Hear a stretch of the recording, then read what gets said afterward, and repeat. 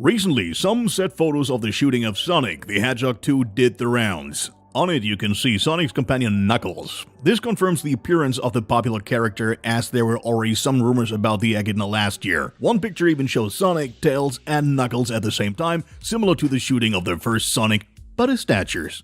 Besides that, a photo proves that actors James Marsden and Tika Sumpter are coming back. Allegedly, there are plans for Aquaman star Jason Momoa to take over the dubbing of Knuckles, but this has not yet been officially confirmed. Paramount's Sonic the Hedgehog 2 is set to be released on April 8th, 2022. Jon Turtledove's Meg from 2018 thrilled fans not only because of its humor, but above all due to the immense underwater action. Once the box office takings quadrupled the budget, it was clear that a second part centered on the 20-meter-long prehistoric shark was inevitable. Since Turtletop is no longer available as director, Ben Wheatley has volunteered to direct the film. In an interview with comicbook.com, he philosophized about having the opportunity to bring action to the screen on an incredibly large scale. Furthermore, he said he wants to make sure that shark fans around the globe get their money's worth. Co-responsible for this is again the well-known producer Lorenzo di Buenaventura, who shares duties together with Belle Avery and Catherine Zhu-Yong-Ying. The extent to which the book of the same name by Steve Halton will serve as a reference for the Meg 2 is still unclear, but it can be assumed that screenwriters John and Eric Hobo will certainly borrow elements from the 8-part book series. It is also uncertain at this point who else will return to the screen besides Jason Statham. We are eagerly awaiting further news about the Meg 2 and hope that the theatrical release will be announced soon, since shooting will start in 2 months' time.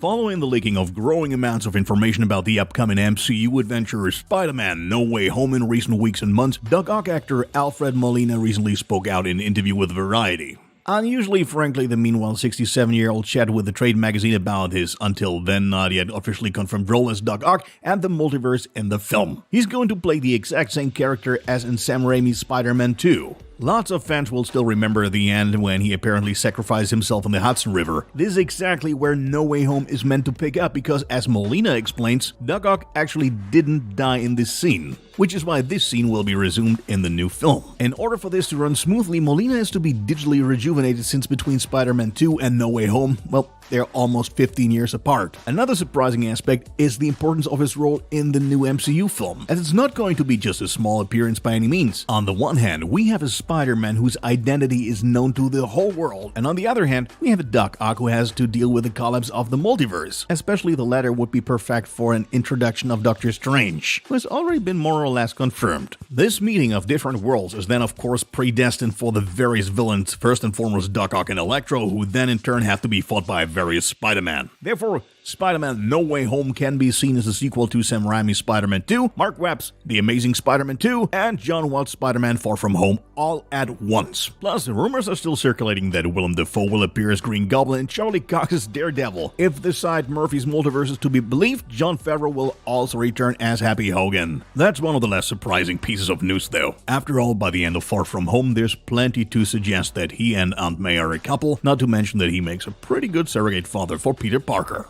So, what do you think of these recent developments? Are you looking forward to a more central role for Doc Ock, or would you have preferred someone else like the Green Goblin to take the spotlight? Feel free to let us know in the comments. Spider-Man No Way Home will be released in theaters on December 17th, 2021.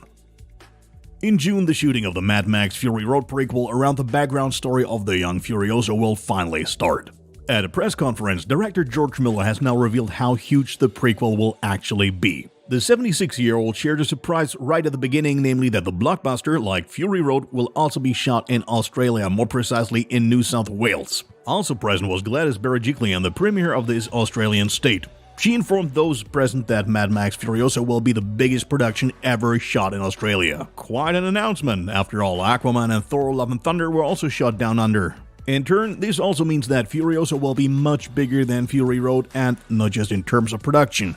While Fury Road covers a period of 3 days, Furiosa is expected to span several years. Lead actors Anya Taylor-Joy, Yahya Abdul-Mateen II, and Australian-born Chris Hemsworth will provide the perfect atmosphere in front of the camera, while you cannot probably count on an appearance by Fury Road star Tom Hardy. Tom Hardy as Mad Max should not be entirely dismissed, however, since director Miller has planned further appearances with him, though not in Furiosa. The blockbuster with Anya Taylor-Joy is scheduled for release on June 23, 2023.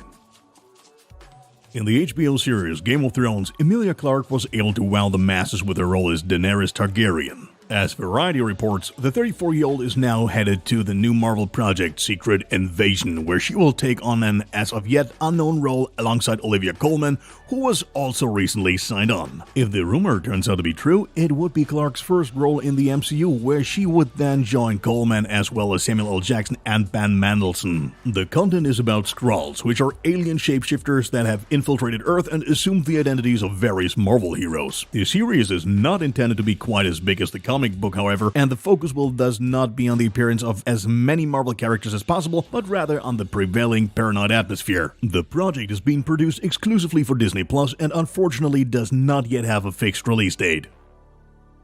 Just a few weeks ago, Michael Keaton confused many fans when he told Deadline that he was still unsure about his return on The Flash due to the pandemic. Now, as reported by The Rap magazine, it has been officially confirmed that Keaton will be part of the filming that started on Monday, and as expected, he will be seen in his role as Batman. The story revolves around the protagonist's fateful journey into the past, causing massive consequences for the present. Therefore, we will not only get to see Michael Keaton, but also Ben Affleck as Batman for the last time. DC's The Flash is scheduled for release on November 4th, 2022.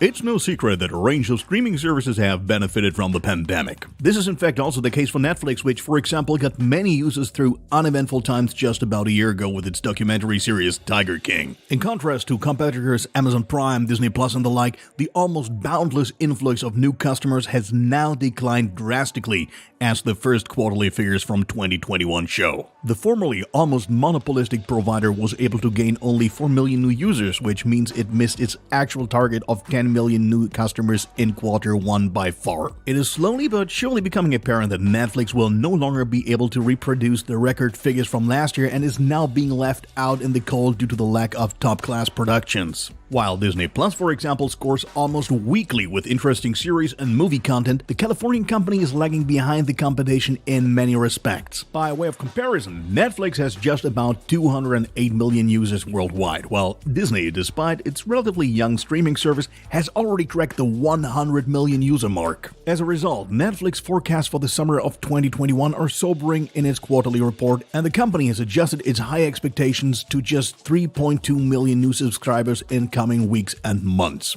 Besides the recent disappointing series and movie offerings, many users are upset about a price increase in many parts of the world, which is certainly not beneficial for the acquisition of new customers. However, with the launches of The Witcher Season 2, Don't Look Up, Red Notice, and many other top-notch productions, Netflix should be able to report better figures in the second half of the year. What do you think? Are you a Netflix subscriber? And if so, are you satisfied with the service, or are you increasingly preferring the competitors? Feel free to discuss this with us in the comments.